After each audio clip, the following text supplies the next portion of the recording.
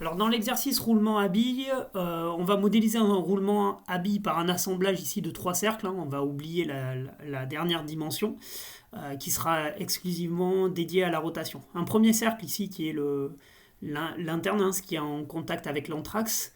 Le deuxième qui est une bille, on va considérer le mouvement d'une seule bille. Et le dernier ici qui va être solidaire de la roue.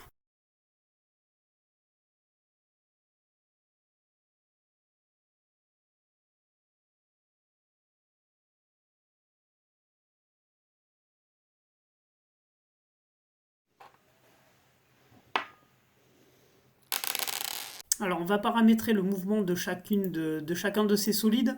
Oméga 1, ça va être la vitesse angulaire de rotation du cercle 1 autour de O. Oméga 3, ça va être la vitesse angulaire de rotation autour de K, pour la bille qui est au milieu. Et oméga 2, ça va être la vitesse angulaire de rotation de la bague externe.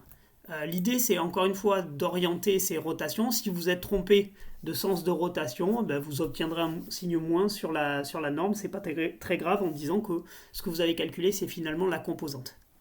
Donc, on va introduire la base polaire ici liée à K, hein, qui permet à chaque fois de regarder, en fait, de suivre le mouvement de la bille autour de O. Donc, ce mouvement, il est constitué d'une rotation autour de O, plus d'une rotation finalement de la bille autour de K.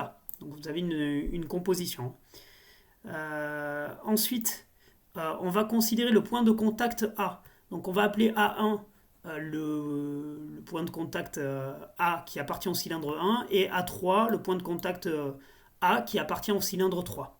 Dans cet exercice, on verra la différence entre ce point A1 dont on comprend la signification, ce point A3, mais aussi le point géométrique A, qui a une vitesse différente finalement de A1 et A3. On verra ça, on fera un petit retour sur le schéma. Et de la même façon, on va considérer le point B, ici, qui est constitué de trois points B, le point géométrique, le point B3 et le point B2. Donc chacun des deux appartenant au cylindre 3 et au cylindre 2.